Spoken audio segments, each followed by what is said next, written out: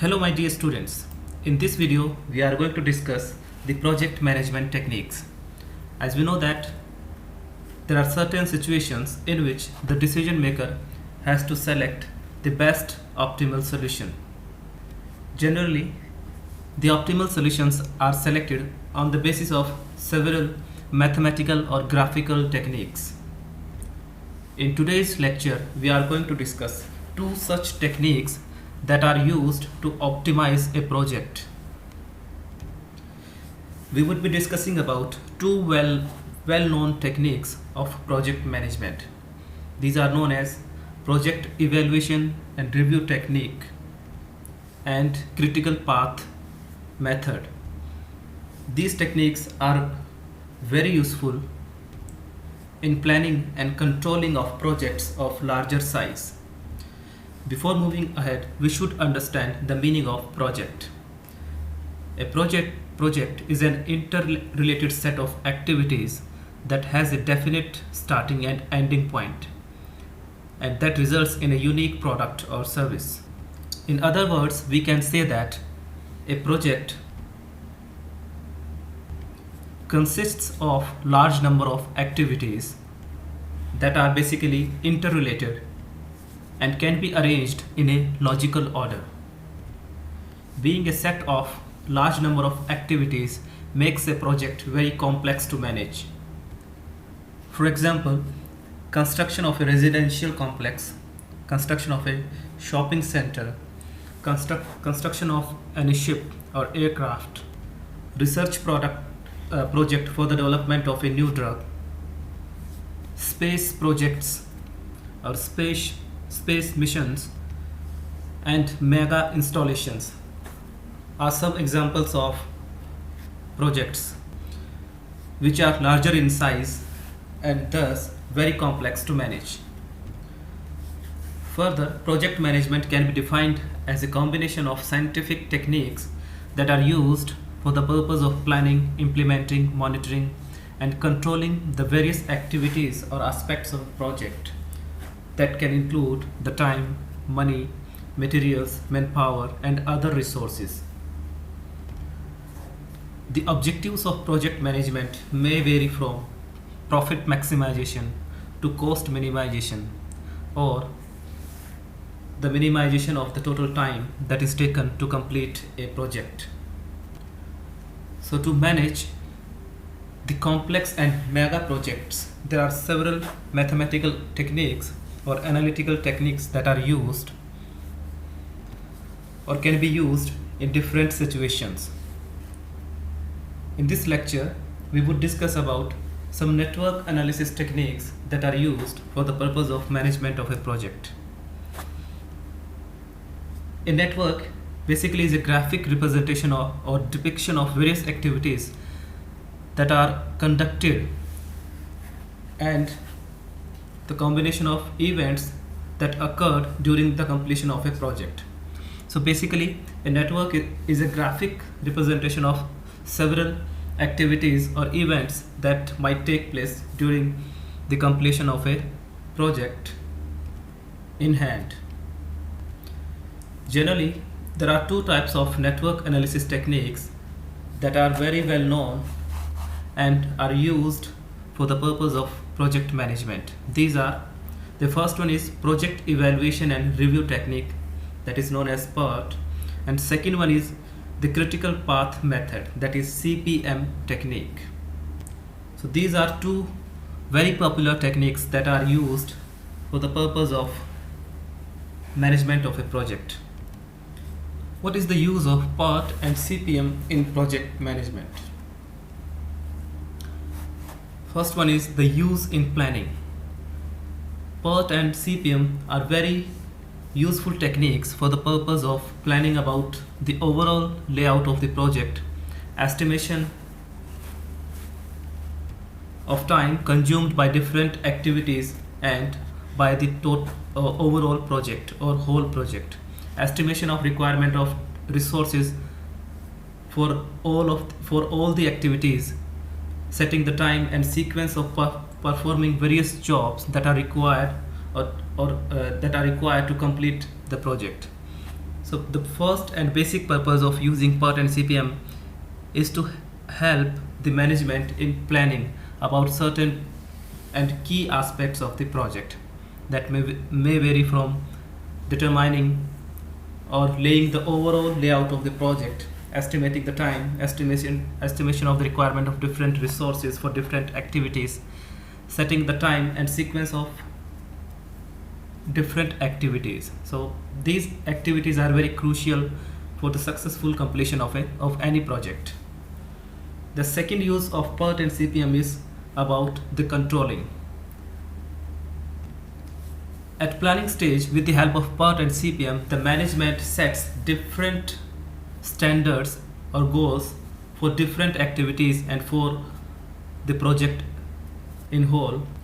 So to check if the goals that are predetermined or set by the management are achieved or not, we can use PERT and CPM techniques. So to match the actual performance with the set standards, and on the basis of the results, the management can act accordingly. So it is very common to find the gaps between the actual performance and the set standards. So to minimize that gap and primarily the negative gaps or negative deviations, the management can use the PERT and CPM techniques. So what are those situations in which PERT and CPM network analysis techniques are suitable or can be utilized for the purpose of management? So basically any situation in which the activities or jobs or different tasks performed to complete any project are well defined. So first of all, the different activities that are involved in a particular project should be well defined and clearly identified. Only in that case we can use PERT or CPM network analysis techniques for the purpose of efficient management. Second condition is that the starting and endings of such activities or tasks are not dependent on each other. It means all activities have their own starting and ending points, and their starting and ending points are not dependent on any other activity or any other task. The third condition is that these activities should be ordered in any logical or technological sequence in such manner that certain activities can start only after completion of their respective preceding activity or activities. So there is a precedence relationship between the activities that are performed to complete a project. So basically the activities or jobs should be clearly identified and well defined, and they should have their own starting and ending point that are not dependent on each other. And further, the activities can be ordered in any logical or technological sequence or order in such a manner that any activity can start only after completion of all the activities that are before or that comes before this activity. Now we would understand the applicability of PERT and CPM techniques. In what situations we can apply CPM technique, and in what scenario or situations we can apply PERT technique. Applicability of CPM. So the situations in which the completion time of whole project is certain and assumed to be known, in that case we can use critical path method technique for the purpose of project management. Second, the completion times of different activities are certain and again assumed to be known to the management or the decision maker. Third, amount of resources that are required to complete different activities and to complete the whole project are assumed to be known to the decision maker or to the management. The fourth condition is that being deterministic in nature and on the basis of 3 points, first 3 points, that is first, second and third point, we can understand that Under conditions of certainty, we can apply critical path method. So this technique becomes deterministic in nature. So on the basis of these features or conditions, CPM is found suitable for construction projects that are repetitive in nature, and on the basis of the past experiences and historical data, we can find we can assume the completion time, or the completion time of different activities, or completion time of the whole project, and the amount of resource required for completion of different activities can be assumed with certainty. So under conditions of certainty, we can apply critical path method technique. Further, what would be the situations in which the path technique can be applied? So the first such condition is that the completion time of whole project is not certain. Unlike the CPM method, in these situations, the completion time of whole project is not certain and assumed to be unknown to the decision maker. Second, the completion times of different activities are also not certain and not known to the decision maker. And again, the amount of resources required to complete different activities is also not known, or not assumed, or assumed to be not known to the decision makers. So unlike the CPM method, PERT technique is probabilistic in nature. So it is found suitable for research and development projects that don't have any historical data, or in which it is not possible to know the completion time of whole project and of different activities, and it is also not possible to know the amount of resources required to complete different activities that are required to be performed for the completion of the project. So what would be the procedure or standard procedure for applying these techniques? As these two techniques are very similar in terms of concepts, method and methodology used, or terminologies used, these two techniques are very similar in nature. The only difference is about the situations in which they can be applied. CPM method can be applied in conditions with certainty of different aspects of the project, and in conditions of uncertainty, the PERT technique can be applied. So what would be the procedure of applying these techniques? So in step 1, we need to portray or draw a given project in a graphical form, or we need to construct a network of activities while keeping in view their logical sequence or their logical precedence.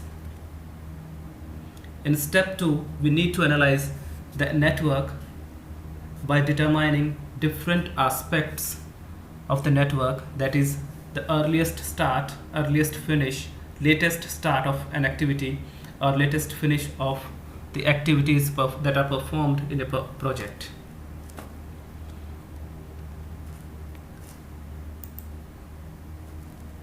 In third step, we would determine the critical path of the project that required the maximum attention of the managers or the project managers. In fourth step, we would calculate the different floats in the network, like interfering float, free float, or independent float. And in last step, based on the time cost and trade-off analysis, we would determine the timing of starting of the project or of different activities, and sequence of the activities and the project. So in this manner, or in this we would follow this procedure to apply PERT and CPM techniques. So before moving ahead, we need to understand some basic concepts that are related with network construction. That is the step 1 to apply PERT or CPM technique. So the first such basic concept is activity. Activity may be defined as any task or job that makes a feasible part or a visible part of a project and consumes significant amount of resources like time and money.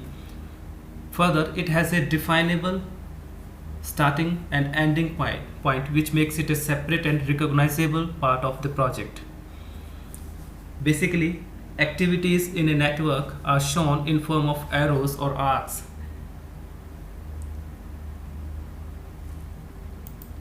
Like in this diagram, we have different activities that are involved in a particular project. Activity A is decided with the help of a row.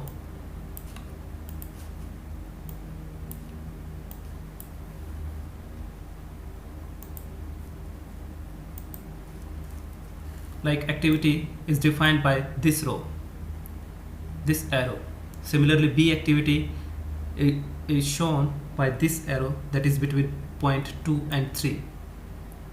In a similar manner, activity C is depicted with the help of the arrow between point 2 and 4. So in this way, we represent an activity in a network with the help of an arrow. The second such basic concept is the nodes or events. Basically, nodes or events are represented in form of circles in network diagram, and the nodes and events denote the beginning and ending of activities. Like in this diagram, is the node 1 that denotes the starting of activity A,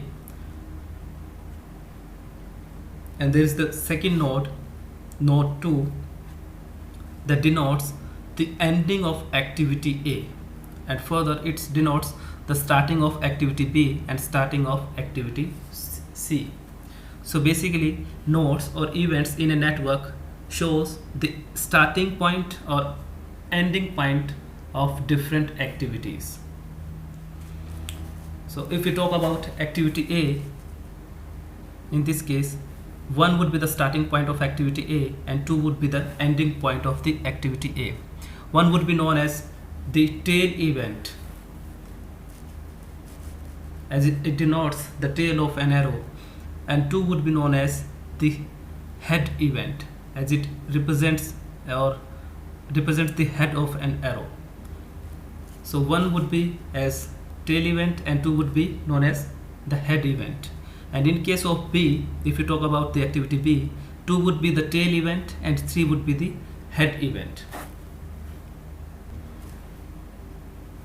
Third basic concept is precedence relationship. It means the predecessors of a particular activity are those activities that must be completed to start this one.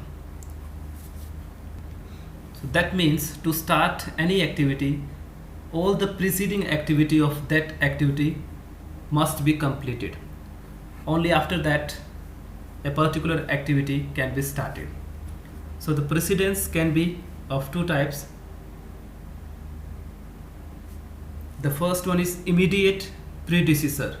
As the name is suggesting, these activities must be completed immediately before starting any particular activity.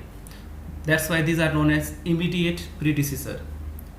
And second, the distant predecessor. Basically, these are the predecessors of a particular activity, and these are not the immediate predecessors. For example, if we talk about activity D, for activity D, the immediate predecessor or preceding activity would be B, because it be completed immediately before starting of activity D. But activity A is also the predecessor of activity D, as it has completed before starting of activity D, but not the immediate one. It is the distant one, because it has completed even before of starting activity B. So in case of D, activity B would be known as the immediate predecessor, and activity A would be the distant predecessor. Similarly, if you talk about activity F, the immediate predecessor would be activity A, E, and the distant predecessor would be activity C and activity A. Similarly, for activity H, the immediate predecessor activity would be G, and rest of them would be the distant predecessors. So we should keep in mind this concept while drawing any network. We should identify the which activity is the immediate predecessor and which one is the distant predecessor, because with that clarity, only with that clarity we can draw a network of the activities. So these are some basic concepts that we should keep in mind while drawing a network for a project. Now we would discuss some rules of drawing a network or constructing a network for a particular project. The first rule is that events are identified by numbers.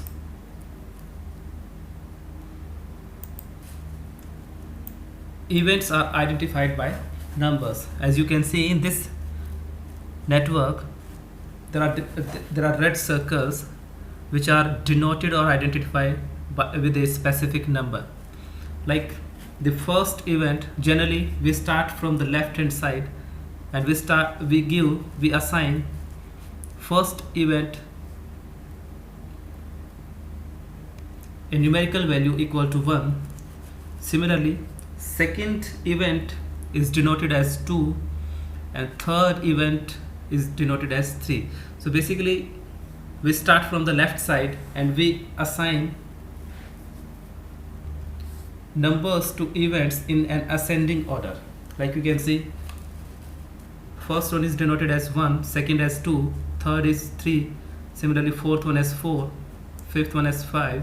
So in a similar manner we have identified or denoted all the events with particular numbers that are in a ascending sequence.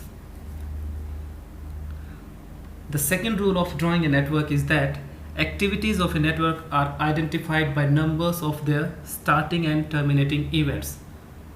Like in this network, activity A would be identified as activity 1, 2, where 1 is the starting point of activity A and 2 is the ending or terminating point of activity B. Similarly, activity D would be identified as 3, 6, where 3 denotes the starting point of activity D and 6 denotes the ending or terminating point of activity D. In a similar manner, activity H would be identified as 7, 8, activity 7, 8, where 7 denotes the starting point and 8 denotes the ending point. So activities of a network are identified by numbers of their starting and terminating events. So these are some basic rules that we should keep in mind while drawing a network for any particular project. The third rule of drawing a network is that there should be only one starting and one ending node of the project network. As you can see, in this network there is only one starting node, that is 1, and there is only one ending node, that is 8. So we should keep in mind that there cannot be more than one starting or more than one ending node of the project network. The next rule is that each defined activity of the project is represented by only one arrow. That means an activity can be represented only once in the project or in the project network and not more than that. For example, activity A is represented in starting of the project as 1, 2. 1 is the starting point of activity A and 2 is the terminating point for activity A. Except that we have shown activity A nowhere in the network. So activity A is represented only once in this network, and similarly other activities are also represented only once. They cannot be represented more than once in any particular network. So activity B is also represented only once. Similarly, activity D, activity E, activity F or activity G, all of them are represented only once. So it is the most fundamental rule of drawing a network that all the activities in a particular network should be shown only once and not more than that. So here comes the most fundamental rule of drawing a network, that is that all the preceding activities of any activity must be completed before starting that particular activity. Like if we want to start the activity B, then activity A must be completed because activity A is the preceding activity of activity B. So we cannot start activity B without completing the activity A. In a similar manner, to start activity D, that is from node 3 or event 3 to event 6, we should complete activity B and activity A. So without completing activity B or activity A, we cannot start activity D. In a similar manner, if you want to start the activity F, it can only be started after completion of activity E, activity C and activity A. So all the preceding activities must be completed to start a new activity. In a similar manner, to start activity H, we should complete all the preceding activities of this network from A to G. And on that basis, we can say that the network should be developed or constructed on the basis of logical sequence of the activities. So we should follow the logical sequence and this rule that preceding activities of a particular activity must be completed to start this activity. Next rule is that the length of the arrows representing various activities have no significance or are of no use. Like you can see here, activity D is represented by a longer arrow in comparison of activity F, which is represented by a shorter or a small arrow. So the length of the arrow has nothing to do with the significance of the activity or the time taken by any particular activity. So the length of the arrows are of no use or have no significance as far as the analysis of the network is concerned. So you can take any length of the arrows while drawing a network. The next rule is that the head of the arrow represents the point of completing of an activity, while the tail depicts the starting point of that particular activity. As we have discussed earlier, for example, in case of A, event 1 would represent the starting point of the activity and it would be known as the tail event, and event 2 would depict this ending point or completion point of activity A and would be known as head event. And in case of E, 4 would be the starting point or tail event and 5 would be the ending point or head event. So the head of the arrow represents the point of completion of any particular activity, and the tail of that arrow depicts the starting point of the activity. So here comes the two basic terms that are generally used while drawing a network. When more than one activity end or terminate at an event, then that event would be called as merge event. Like in this diagram, look at event 6. As we can see that activity D is ending at event 6 and activity F is also ending at event 6. So there are more than one activity or activities that are ending at a particular event. So event 6 would be known as merge event, as there are two activities, that is D and F, are merging at this point or terminating at this point, and it would be known as merge event. While the event which depicts the initiation or starting of more than one activity would be known as burst event.